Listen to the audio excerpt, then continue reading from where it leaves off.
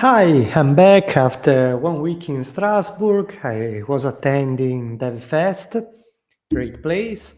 I figured out why hotel was very expensive. It's because there is the Christmas market in Strasbourg. Not bad, but honestly, I would prefer visiting Colmar than Strasbourg. But let's keep it between us. But I think this was useful for me to take, a few days out of the uh, busy life of the office. And this summer, I think I took 1 day, so I, I could benefit from some days to disconnect about the daily routine and take a step back. And every time I do that, I realize that I should do that every more frequently, and then I don't because that's how human beings work, I guess.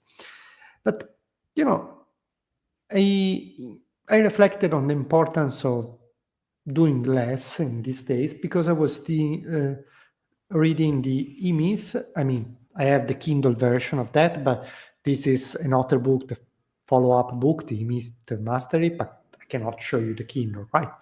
So I will show you this. And, this is a book that every entrepreneur likes to read, and everybody, says how great this book is. And it's about basically organizing your company, creating processes, and making the company more predictable and putting some order into a business that will be otherwise, you know, uh, controlled by the emergency that happening, with the owner constantly distracted and jumping all over the place and not concluding anything. And And I think that's true. And so the basic idea is that you should define a lot of roles, and eventually you should remove yourself as the founder of the company from as many roles as possible and focusing on a few things until you, if you decide so, remove yourself completely to the business and you sell it or someone else managing it.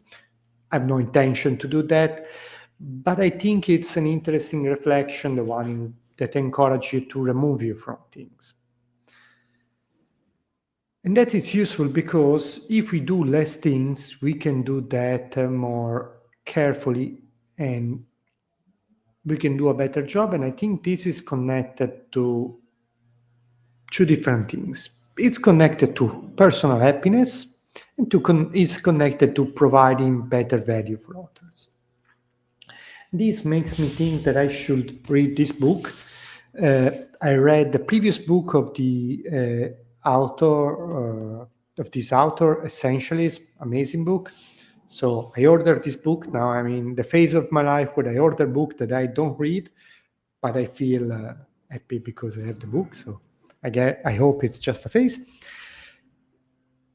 And why doing less, I think, is connected with happiness. Because when we are doing a gazillion things, we feel constantly distracted, we feel constantly overwhelmed. Maybe we feel our conscience at ease because say, oh, how busy I am. That must be good. I cannot blame myself because I'm doing a lot of things.